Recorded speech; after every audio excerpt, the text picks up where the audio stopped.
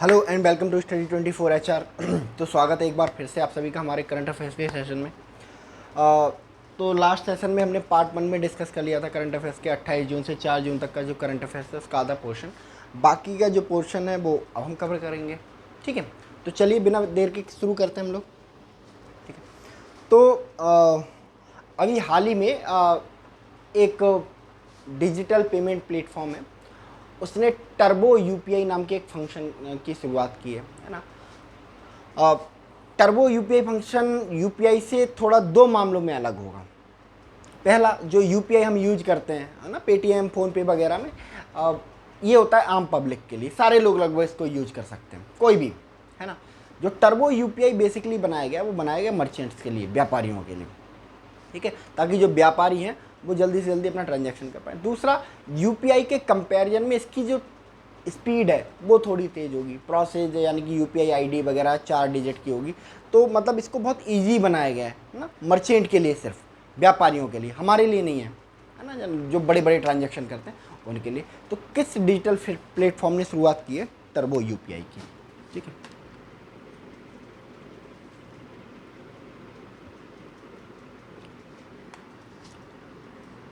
हाल ही में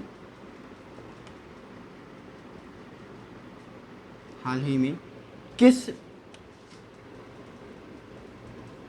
digital platform ने व्यापारियों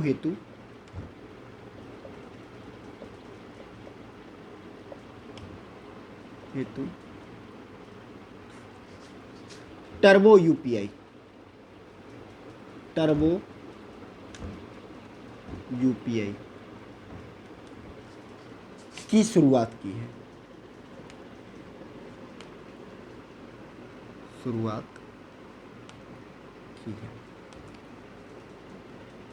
किसने करी है शुरुआत?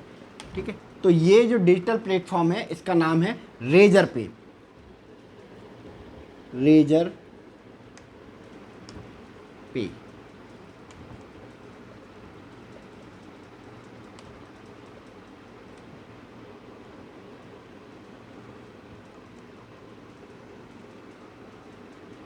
रेजर पे हाल ही में किस डिजिटल प्लेटफॉर्म ने व्यापारियों हेतु टर्बो यूपीआई की शुरुआत की है? तो भाई रेजर पे, है ना।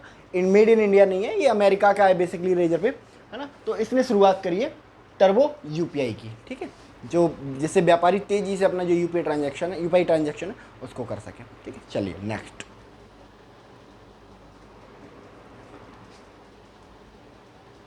ठीक है, 100 डेज 100 पेज, है ना, एक कैंपेन है, इसको किसने शुरू किया है? ठीक है, हाल ही में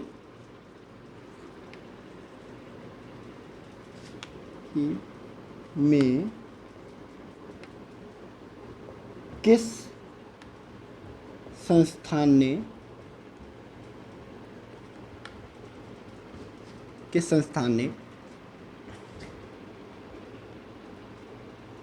100 days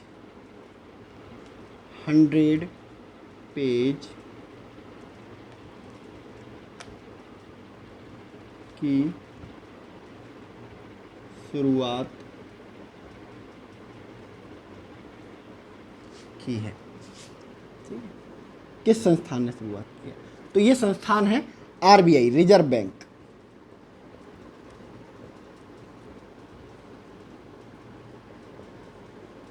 reserve bank, RBI, reserve bank ने 100 डेज 100 पेज की शुरुआत की है। 100 डेज 100 पेज क्या है? कुछ लोग मान लो अकाउंट खोलाते हैं, है ना, पैसा अपना डाल देते हैं, और कभी कभी क्या होता है कि वो उस अकाउंट के बारे में भूल जाते हैं, है ना, कई किसी परिस्थितियों की वजह से, या उनकी डेथ हो जाती है। तो जो पैसा है वो बैंक में ही पड़ा रह जाता है। ठीक है, जबकि वो बैंक का पैसा नहीं है, बैंक की ये जिम्मेदारी है कि उस पैसे को रिस्पॉन्सिबल पर्सन तक, यानी कि जिस पर्सन का वो पैसा है उस पर्सन तक पहुंचाएं। और अगर नहीं पहुंच उस वो पर्सन जीवित नहीं है तो उसको जो उसके जो उत्तराधिकारी हैं, उसके जो वारिस हैं, उन तक वो पैसा पहुंचाया जाए। ठीक है, तो आरबीआई ने एक कैंपेन शुरू करा है कि भाई 100 डेज, हर बैंक को एक टारगेट दिया कि 100 दिन में 100 लोगों को, 100 ऐसे लोगों को जो अपना पैसा रख के बैंक में भूल गए हैं उनको वापस करो। ठीक है, तो 100 डेज, 100 दिन के अंदर 100 ऐसे लोगों को पकड़ना है और उनको पेमेंट देनी है। ठीक है, तो किसका ये इनिशिएटिव है? Reserve bank. ठीक है, आया समझ में? चलिए नेक्स्ट।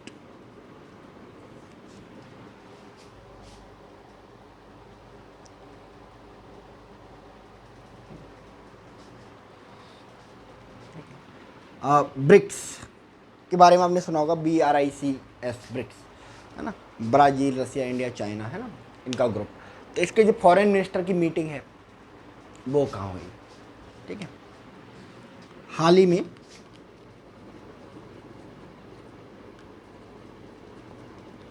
किस स्थान पर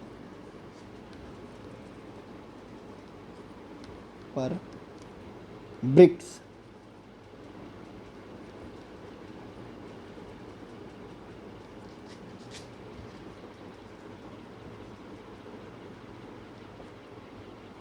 के विदेश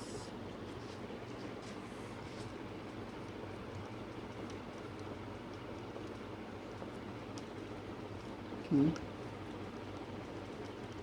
बैठक हुई? तो ये कौन सा स्थान था? गोवा। गोवा में हुई ब्रिक्स देशों के जो फॉरेन मिनिस्टर, विदेश मंत्री हैं, उनकी मीटिंग। ब्रिक्स के अब किसके लिए? 5 देशों का समूह है। B for Brazil, R for Russia, I for India, C for China, S for South Africa. 5 देशों का ग्रुप है जो 2006 में आया था, कॉइन हुआ था, है ना। और इसकी जो मीटिंग होती है हर साल पार्टनर, इन्हीं 5 कंट्रियों में से एक कंट्रीज में होती है, रोटेटिंग के बीच में। जैसे देखो इसी सीक्वेंस में ब्रिक्स, ब्राज़ील, रसिया, इंडिया, चाइना। इस बार इंडिया में हो रही है, तो अगली बार कहाँ होगी? चाइना में। चाइना के बाद कहाँ होगी? साउथ अफ्रीका में होगी। ठीक है, तो अगर आपसे ये भी पूछा जाता है कि भाई ब्रिक्स की जो 2024 की मीटिंग है वो कहाँ होगी, तो देख चाइना में होगी। 2025 की मीटिंग साउथ अफ्रीका में, 2026 की मीटिंग फिर ब्राज़ील में, 2027 की मीटिंग रसिया में, 2028 की मीटिंग फिर इंडिया में। ठीक है, तो इस तरह आप अनुमान लगा सकते हो। तो ब्रिक्स की जो अभी मीटिंग हो रही है वो इस बार इंडिया में होनी है, जिसमें विदेश मंत्रियों की जो बैठक हुई है वो कहाँ हुई है? गोवा में हुई है। चलिए इसको नोट कर लीजिए।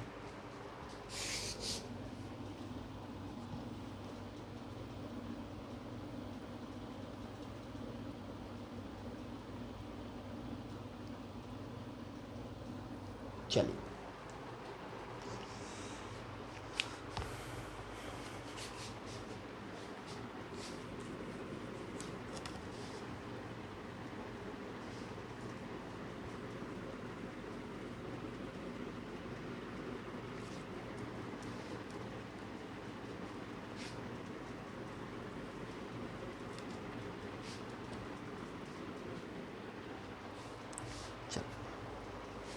ठीक है, यूरोपियन यूनियन, इसके बारे में सुना होगा, यूरोपीय संघ।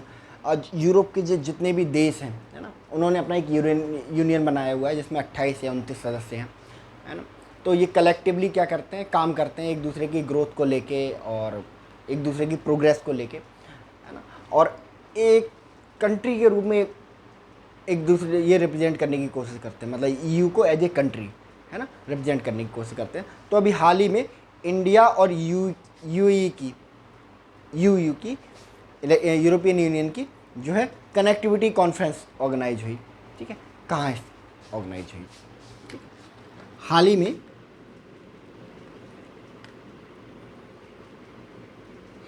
में भारत, यूरोपीय संघ,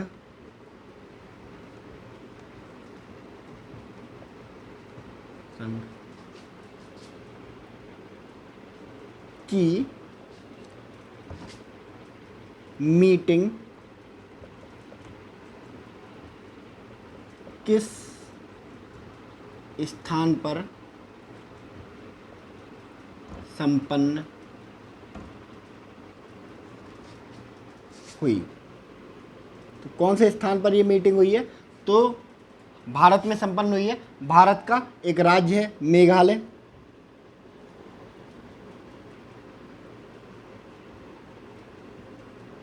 मेघालय भारत का जो राज्य है मेघालय, वहाँ पर संपन्न हुई है भारत और यूरोपियन यूनियन की मीटिंग, जिसमें चर्चा होगी कनेक्टिविटी पे कि भारत में जो रोड इंफ्रास्ट्रक्चर है, ट्रेन इंफ्रास्ट्रक्चर है, या एयर इंफ्रास्ट्रक्चर है, या वाटर इंफ्रास्ट्रक्चर है, उसको कैसे इम्प्रूव किया जाए, है ना। और सबसे ज़्यादा कनेक्टिविटी की ज़रूरत किसको है? हमारे जो नॉर्थ ईस्ट हैं, उत्तर पूर्व के राज्य हैं, उनको है। तो इसीलिए इसको इस बार मेघालय में ऑर्गेनाइज किया गया। ठीक है, चलिए नेक्स्ट।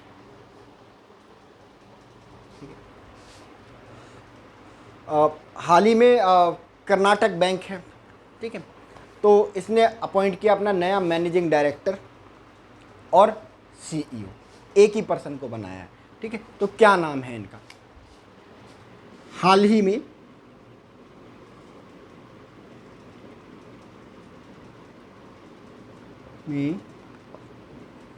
किस व्यक्ति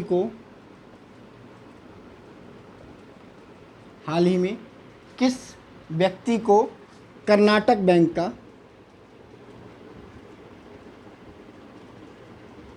बैंक का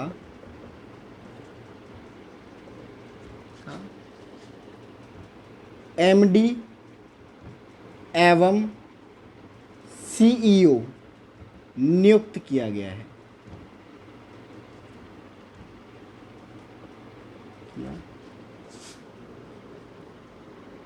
किया गया है।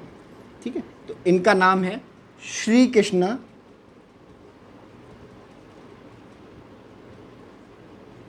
हरिहर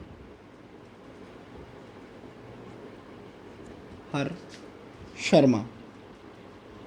श्री कृष्ण हरिहर शर्मा, इनको बनाया गया है कर्नाटक बैंक का नया MD, managing director and CEO. ठीक है, चलिए नेक्स्ट।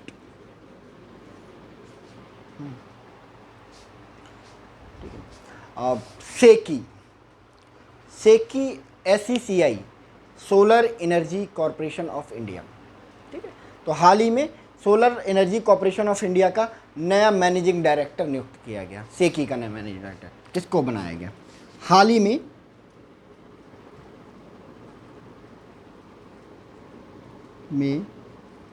किसे सेकी फुल फॉर्म है इसकी सोलर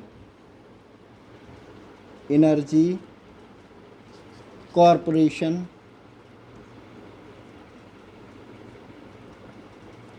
ऑफ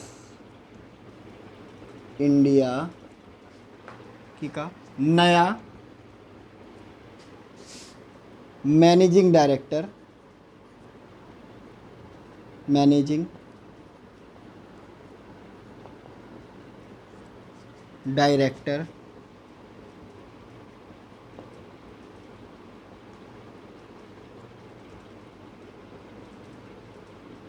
नियुक्त किया गया। नया मैनेजिंग डायरेक्टर नियुक्त किया गया। ठीक है, तो किसको नियुक्त किया गया है? इनका नाम है अजय यादव। अजय यादव जी को बनाया गया है सेकी का नया मैनेजिंग डायरेक्टर। और ये सेकी करती क्या है? Solar energy corporation of India. ठीक है, तो भारत की जो सरकार है ना, प्रधानमंत्री और उनकी जो कैबिनेट, उसके पास इतना टाइम नहीं होता है ना, कि वो सारे मुद्दे देखे, है ना। प्रधानमंत्री के पास हज़ारों काम होते हैं, उसको विदेश नीति भी देखनी है, उसको रक्षा नीति भी देखनी है, सारे काम देखते हैं। एक टाइम में वो सारी चीज़ें नहीं देख सकता। ठीक है, तो कुछ कामों के लिए एक अलग से संस्थान बना दिए गए और उन्हीं को रिस्पॉन्सिबल बना दिया गया है। उन्हीं में से एक संस्थान है solar energy corporation of India. ठीक है, ये क्या करती है? जितने भी भारत में सोलर पावर प्रोजेक्ट लगते हैं या लगने वाले होते हैं, उन सबको मंजूरी देना, है ना। जो सोलर पावर प्लांट लगे हुए हैं उनको कैंसिल करना, ठीक है, उनको सुझाव देना, उनको डू एंड डोंट्स बताना, ये काम करता है सेकी। ठीक है, तो उसी सेकी का नया मैनेजिंग डायरेक्टर नियुक्त किया गया है। किसको? अजय यादव को। ठीक है, चलिए नेक्स्ट। इसका स्क्रीनशॉट ले लीजिए आप।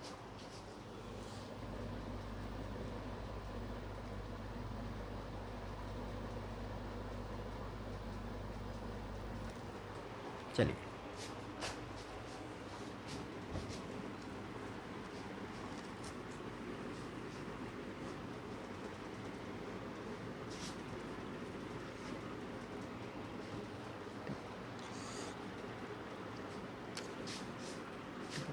हाल ही में किस व्यक्ति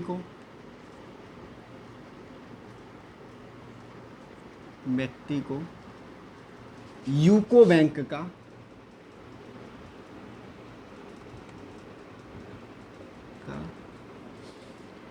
मैनेजिंग डायरेक्टर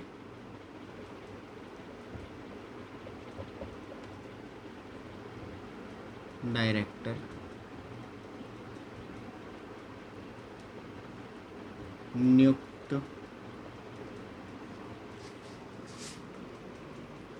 किया गया है? किसको मैनेजिंग डायरेक्टर नियुक्त किया गया है? ठीक है, तो इनका नाम है अश्विनी कुमार जी। अश्विनी कुमार को नियुक्त किया गया है यूको बैंक का नया मैनेजिंग डायरेक्टर। अश्विनी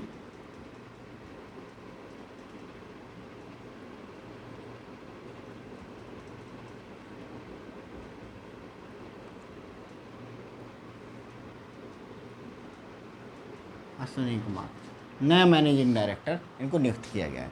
चलिए नेक्स्ट।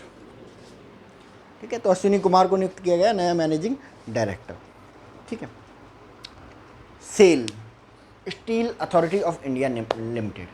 ठीक है, इसका अभी हाल ही में नया चेयरमैन नियुक्त किया गया है। तो किसको नियुक्त किया गया है सेल का नया चेयरमैन? हाल ही में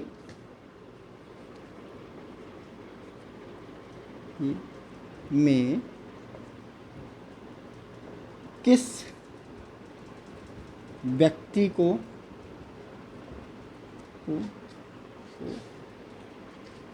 cell steel authority of India का नया चेयरमैन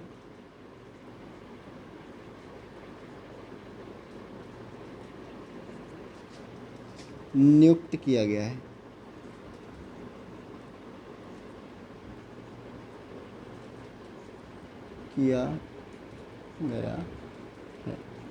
किसको नियुक्त किया गया? तो इनका नाम है अमरेंदु प्रकाश।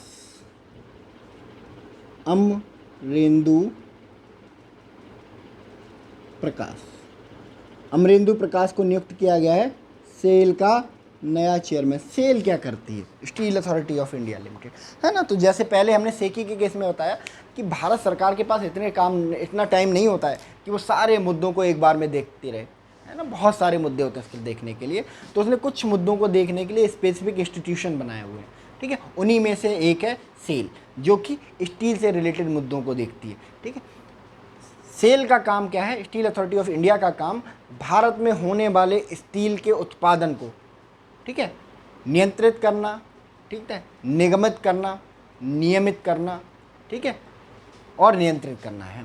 ठीक है, इसके अलावा स्टील के होने वाले इंपोर्ट एंड एक्सपोर्ट पर नज़र रखना, कौन से देश से कितना स्टील इंपोर्ट करना है, किस देश से स्टील इंपोर्ट नहीं करना है, ये सब की जिम्मेदारी किसकी है? स्टील अथॉरिटी ऑफ इंडिया की। ठीक है, तो उसी के चेयरमैन नियुक्त किए गए हैं अभी अमरेंदु प्रकाश जी। ठीक है, चलो नेक्स्ट।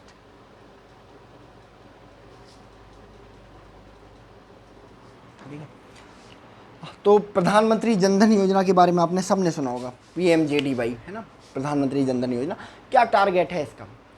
इसका टारगेट है कि भाई कम से कम इंडिया में हर एक आदमी का एक बैंक खाता होना चाहिए, है ना, ताकि वो बैंक सुविधाओं का लाभ ले सके। अपनी जो कमाई, ठीक है, वो जहाँ इधर उधर जमा करते घूमता है, इधर उधर छुपाते घूमता है, वो उसको बैंक में रखे, है ना। है ना। इसके अलावा ऐसे लोग जो गवर्नमेंट के किसी भी बेनिफिट के दायरे में आते हैं, मान लो किसी स्कीम के दायरे में आते हैं, तो गवर्नमेंट को उनको पैसा देना है, ठीक है, तो वो पैसा डायरेक्टली उनके अकाउंट में ट्रांसफ़र किया जा सके। तो इन सब कामों को करने के लिए उनके पास कम से कम एक अकाउंट होना चाहिए, बैंक अकाउंट, ठीक है। तो इन्हीं बैंक अकाउंट को खोलने का जो काम है वो किया जा रहा है प्रधानमंत्री जन धन योजना के तहत, ठीक है। इसके तहत भारत के सारे नागरिकों को एक जीरो बैलेंस अकाउंट के साथ रुपए डेबिट कार्ड, 3 लाख रुपए तक का बीमा कवर और 6 महीने तक सही से यूज करने पर 10,000 रुपये के ओवरड्राफ्ट की सुविधा प्रदान की जाएगी, ठीक है। तो अभी हाल ही में कौन सा ऐसा राज्य भारत का पहला राज्य बना है जिसने 100% प्रधानमंत्री जन धन योजना का कवर कर लिया, यानी कि अब उस स्टेट के हर नागरिक के पास प्रधानमंत्री जन धन योजना का एक अकाउंट है। तो कौन सा अकाउंट, कौन सा स्टेट है वो, ठीक है। चलिए, हाल ही में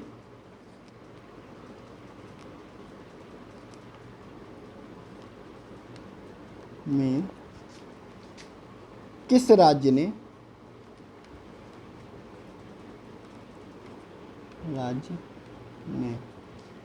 हाल ही में किस राज्य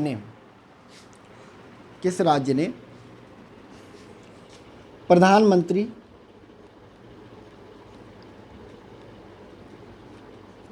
जन धन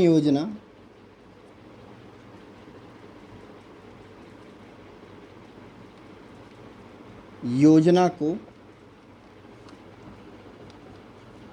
अपने सभी नागरिकों तक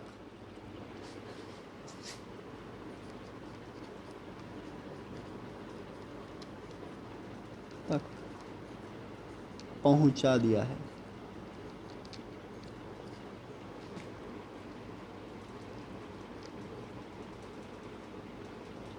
पहुंचा दिया है, क्या नाम है इनका, ठीक है। तेलंगाना,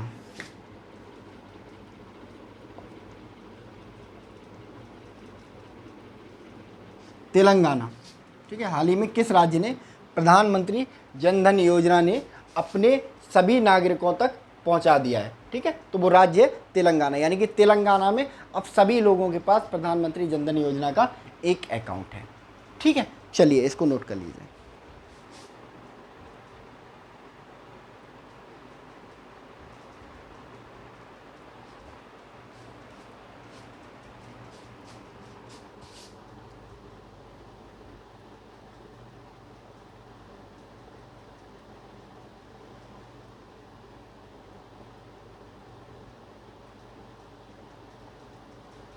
चलो,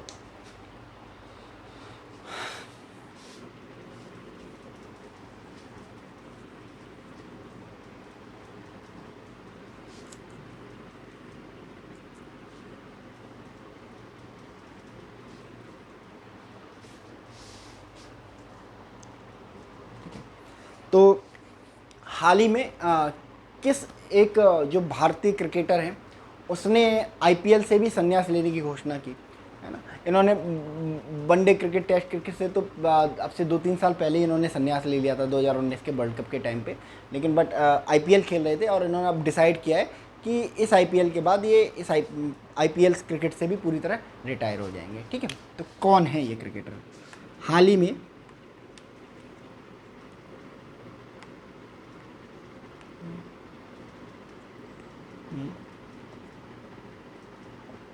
किस भारतीय क्रिकेटर ने आईपीएल से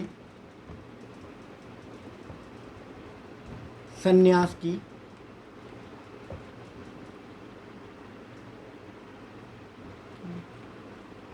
घोषणा की?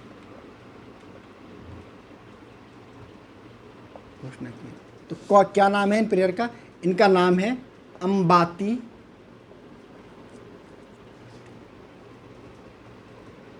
रायडू। अंबाती रायडू ने घोषणा कर दी कि वो आईपीएल भी नहीं खेलेंगे। किस टीम के लिए आईपीएल खेलते थे ये खेलते थे चेन्नई सुपर किंग्स के लिए,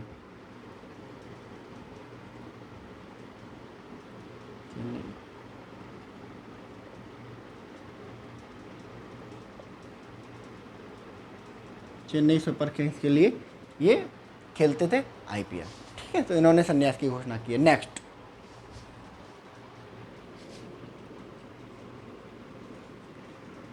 हाल ही में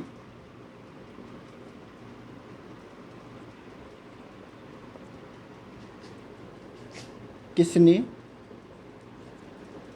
मोनाको ग्रैंड प्रिक्स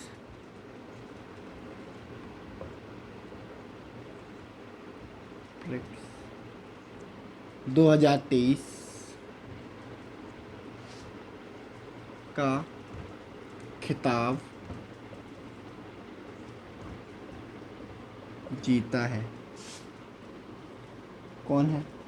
तो मोनाको ग्रैंड प्रिक्स ये होती क्या है? मोनाको ग्रैंड प्रिक्स है ना, car racing, formula number 1 car racing प्रतियोगिता होती है, बहुत सारी, हर शहरों में। मोनाको भी किसी देश में है ना। इसके अलावा स्पेन में भी होती है, हमारे इंडिया में भी होती थी, बुद्धा सर्किट हाउस में, है ना, बंद हो गई होना एक्सीडेंट के डर से, है ना। तो किस खिलाड़ी ने ये जीती है मोनाको ग्रैंड प्रिक्स?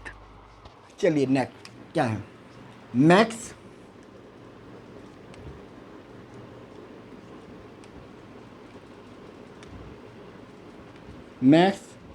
वर्स्टप्पन, मैक्स वर्स्टप्पन ने जीती है मोनाको ग्रैंड प्रिक्स का खिताब, जो है हाल ही में उन्होंने जीता है।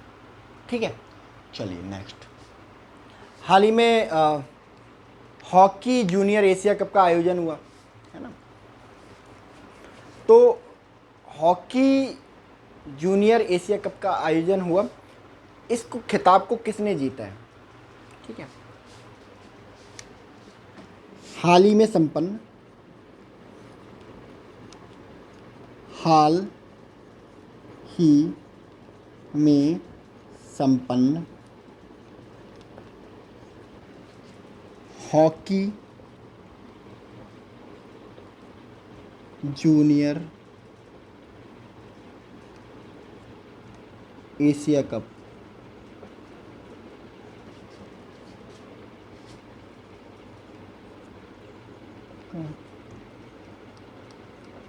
खिताब किसने जीता है? किसने जीता है ये? ठीक है, तो ये जीता है भारत ने, भारत। और भारत ने किसको हरा कर जीता है? पाकिस्तान को हरा कर जीता है।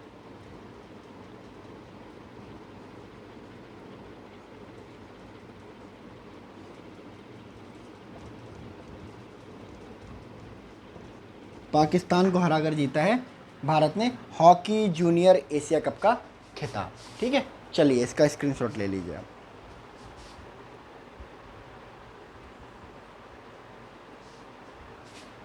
चलो नेक्स्ट,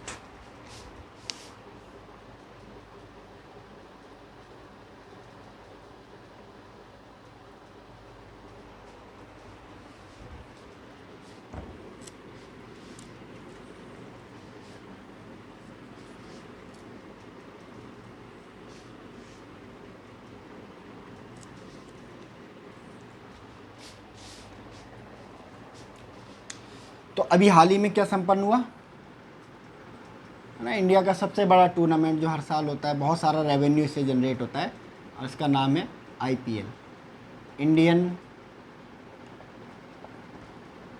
प्रीमियर लीग 2023। इसका समापन हुआ है ना, नरेंद्र मोदी स्टेडियम में इसका फाइनल खेला गया।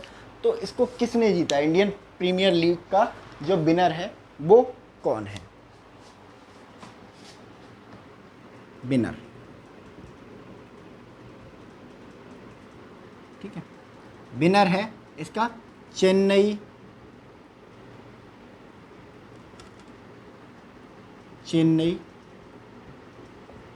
Super Kings, Chennai super Kings. ठीक है, किसको हराया रनर अप?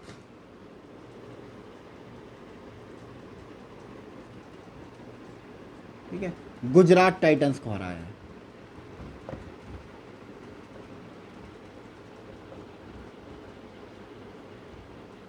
गुजरात टाइटंस को हराया। ठीक है, तो चेन्नई सुपर किंग्स को, है ना, कितना प्राइज मिला है इसके लिए? प्राइज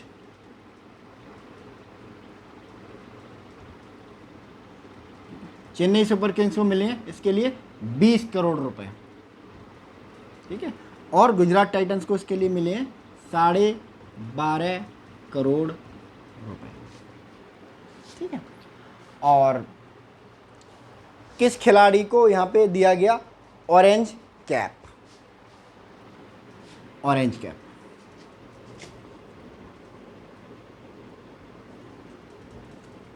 ऑरेंज कैप किस खिलाड़ी को मिला? ऑरेंज कैप मिलता किसको है? जो उस प्लेयर को ऑरेंज कैप दिया जाता है जो टूर्नामेंट में सबसे ज़्यादा रन बनाता है। ठीक है ना, तो सबसे ज़्यादा रन बनाने वाला जो बल्लेबाज था उसका नाम है शुभमन गिल। ठीक है, कितने रन बनाए शुभमन गिल ने?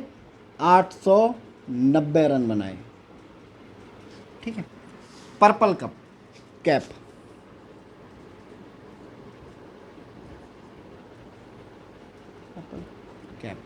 पर्पल कैप किसने जीता? ये मोहम्मद शामी। मोहम्मद शामी कितने विकेट लिए इन्होंने? 28 विकेट लिए हैं। ठीक है, तो ये आईपीएल की पूरी समरी है। यहाँ से क्वेश्चन आपसे पूछा जा सकता है मोस्ट प्रोबेबली एग्जाम में। ठीक है, तो आईपीएल 2023 किसने जीता? चेन्नई सुपर किंग्स ने जीता। प्राइज में मिले 20 करोड़ रुपए। रनर अप कौन है? गुजरात टाइटन। ठीक है, गुजरात की टीम ने 12.5 करोड़ रुपए मिले। ऑरेंज कैप जीता शुभमन गिल ने, क्योंकि ऑरेंज कैप किसको मिलता है? जो सबसे ज़्यादा रन बनाता है। तो शुभमन गिल ने सबसे ज़्यादा रन बनाए जो कि 890 रन थे। पर्पल कैप किसको मिला? मोहम्मद शामी को। पर्पल कैप किसको मिलता है? जो सबसे ज़्यादा विकेट लेता है। मोहम्मद शामी ने कितने विकेट लिए? 28 विकेट लिए। ठीक है, तो ये आईपीएल की हिस्ट्री है इस बार की, नोट कर लीजिए इसे।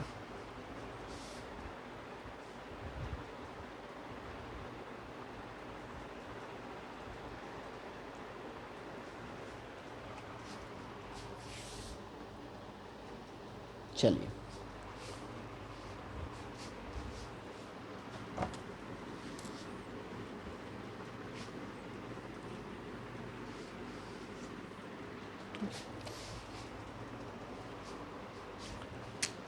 इस बार अभी हाल ही में संपन्न हुए आईफा अवार्ड, सारे देखते होंगे टीवी में आते हैं। IIFA award 2023। ठीक है, तो सिनेमा के क्षेत्र में दिए जाने वाले तीसरे सबसे बड़े पुरस्कार माने जाते हैं ये। National award, film fair award के बाद आईफा अवार्ड। ठीक है, तो इनमें कुछ अवार्ड्स हैं, है ना, उनको हम डिस्कस करेंगे कौन कौन से अवार्ड हैं। ठीक है, सबसे पहला अवार्ड सर्वश्रेष्ठ फिल्म।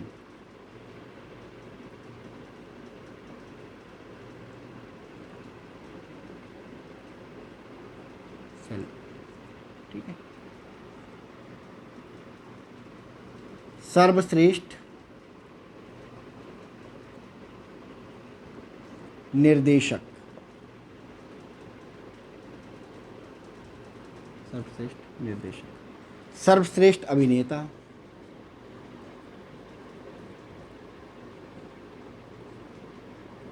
अभिनेता।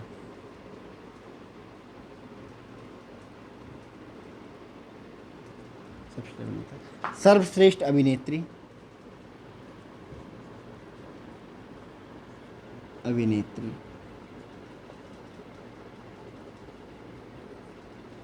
और लाइफ टाइम अचीवमेंट अवार्ड।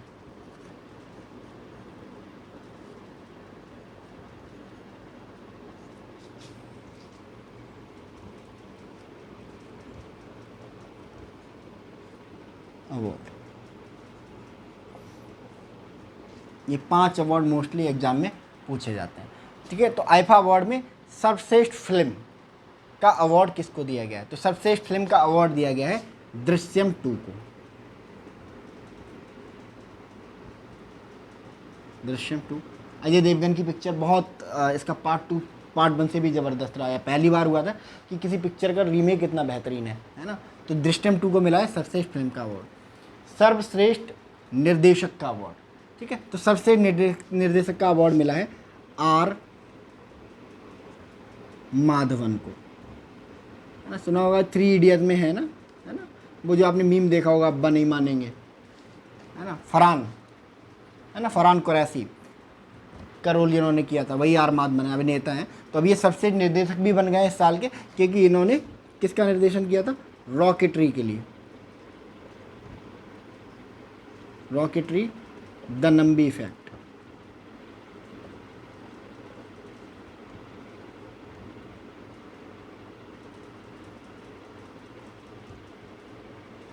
के लिए पिक्चर आई थी पिछले साल, है ना, एक नंबी नारायण जो साइंटिस्ट थे हमारे इसरो के, है ना, उनके उनके ऊपर, है ना, तो उसके लिए इनको सबसे निर्देशक का पुरस्कार मिला है। सर्वश्रेष्ठ जो अभिनेता हैं, सर्वश्रेष्ठ अभिनेता का जो अवार्ड मिला है वो मिला है ऋतिक रोशन को।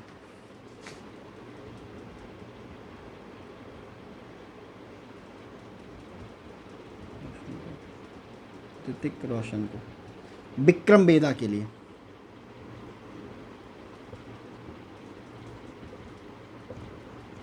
विक्रम बेदा के लिए, ठीक है। और सर्वश्रेष्ठ अभिनेत्री आलिया भट्ट,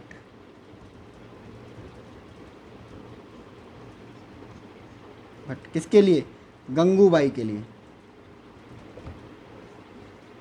पिछले साल गंगूबाई जो पिक्चर आई थी उसके लिए इनको मिला है। लाइफ टाइम अचीवमेंट अवार्ड किसको मिला है, कमल हासन, साउथ इंडस्ट्री से आते हैं ये, है ना, हिंदी पिक्चरों में इन्हें बहुत काम किया है इन्होंने, और एक लेजेंडरी एक्टर हैं। तो लाइफ टाइम अचीवमेंट अवार्ड दिया गया है कमल हासन साहब को, ठीक है। तो ये अवार्ड है मेनली जो पूछे जाते हैं। सर्वश्रेष्ठ फिल्म दृश्यम 2, सर्वश्रेष्ठ निर्देशक आर माधवन, सर्वश्रेष्ठ अभिनेता ऋतिक रोशन फॉर विक्रम बेदा, सर्वश्रेष्ठ अभिनेत्री Alia Bhatt for Gangubai, lifetime achievement award Kamal Haasan, ठीक है। चलिए इसका स्क्रीनशॉट ले लीजिए आप।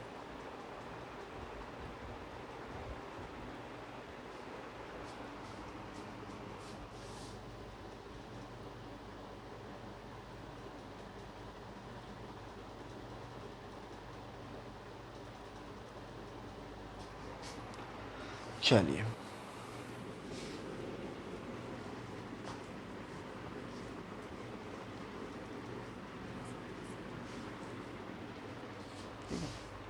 ज्ञानपीठ पुरस्कार भारत का सर्वोच्च साहित्यिक सम्मान है, ये किसको मिला है, ये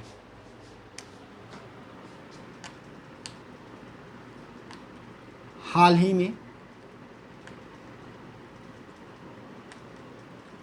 में किसे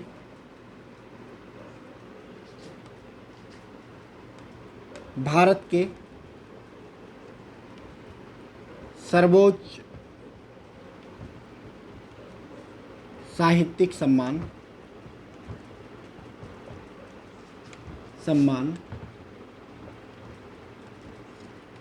ज्ञानपीठ पुरस्कार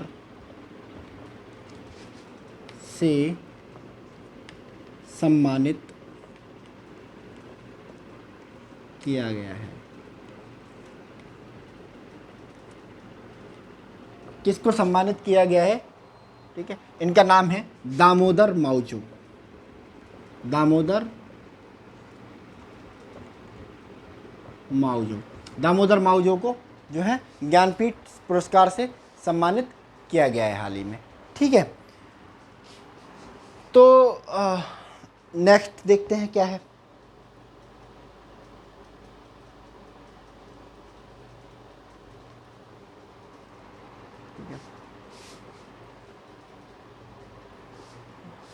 हाल ही में महाराष्ट्र सरकार ने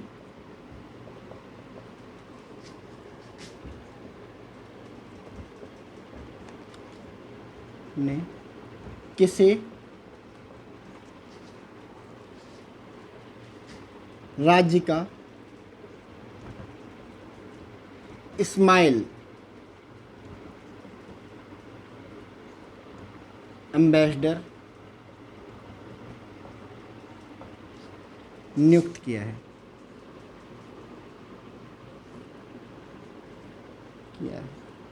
इनका नाम है सचिन तेंदुलकर।